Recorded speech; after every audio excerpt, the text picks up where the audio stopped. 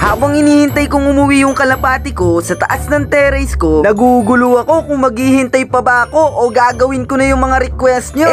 Paano? Meron na kasi akong trauma. Yung uli ko kasing inintay, umasa lang ako. Sumama na pala siya sa iba. Pero hindi na yun mahalaga. At dahil mahal ko kayong mga followers ko, oras na para gawin ang mission ko. At kakagising ko lang pala dito kaya nagkakape ako. Dahil bagong gising lang ako, mag-aayos muna ako. Dahil hindi ko pa kilala yung itsura ko. Wala naman ang iba. Ang pangit 30 lang pala ang budget ko. At para makaiwas tayo sa disgrasya, gagamitin ko lang ang ating bisikleta. Minsan, maging praktikal tayo. Ang mahal kaya ngayon ng petrolyo. Kaya ano pang ginagawa natin? Larga na tayo. Let's go! Woo!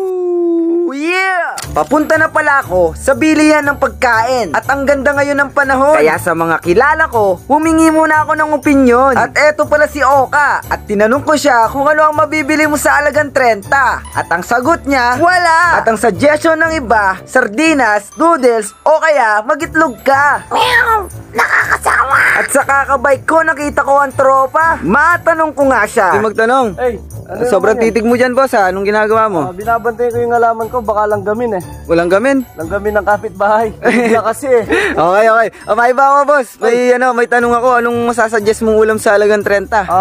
Pwede ka naman magitlog, sardinas, payless. Kaso nakakasawa, lagi yata yung ulam mo eh. Oo nga, boss, araw-araw na lang ganun. Okay. Ito, subukan mo yung siomay. Siomay, boss? Okay. Sige, boss. Tapos kung matanong ang tropa, meron na nga akong idea. Kaya dali-dali na akong pumunta sa tindahan ni tita para tumingin kung ano ang mabibili ng halagang 30. Sangat sibuyas lang pala ang aking kinuha. At ito lang ang bibilin ko dito. Kaya pumili na ako at pinakompute ko na ito. At sabi ni tita, 10 piso lamang ito. Ang galing, no? Success na naman tayo. Kaya punta na tayo sa susunod na destination ko. Ang susunod na gagawin ko, bibili lang ako ng siomay dito. At kayo na lang bahala kung anong sauce ang gusto nyo. Dahil unlimited naman dito. At pagkatapos nitong maluto, uuwi muna ako. At magpapahinga muna ako dahil post na ako. Kaya ipapasa ko muna ang mikropono dito sa tropa ko. Let's go! Yo, pauwi na pala si Dugs dito. Tignan natin kung ano ang kanyang iluluto. At pinarada niya na nga ang bike niya dito. Mukhang napagod to. Uminom pa siya na sago. Wow, ang bilis naman manantad nito. Nagluluto na pala siya. Tirang mantika pa ata yung nilagay niya. Oo nga pala, yung budget niya kasi 30. Uy, nag-start na pala siya mag-isa. Aba, saan niya kaya galing yung bawang? Akala ko ba yung budget niya 30 lang? Oy, napano ka? Tira-tira lang yan. Tira-tira lang ba? Okay, sige, pahinga ka na muna. Nasaan ka na? Eto, nagsasangag ka na. Ha? Saan? Ako na muna. Pagbalik ko, naluto na pala siya. At eto na siya. Uy! Ang sarap niya! Sa sausawan pa lang, tiyak na mapapa-extra rice ka na! Paano ba yan? Tikman na natin to! Gutom na pati yung katabi ko! Unang subo, unang lunok!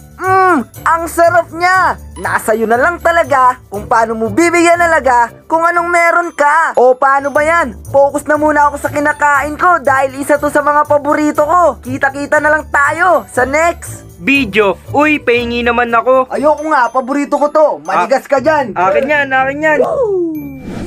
Mag-register na sa 1xBet. Ilagay lamang ang promo code na DUGS1X para makakuha ng up to 6,000 pesos sa unang deposit mo. Narito ang mga paborito mong teams na pwede mong tayaan. Kaya mag-register na sa 1xBet.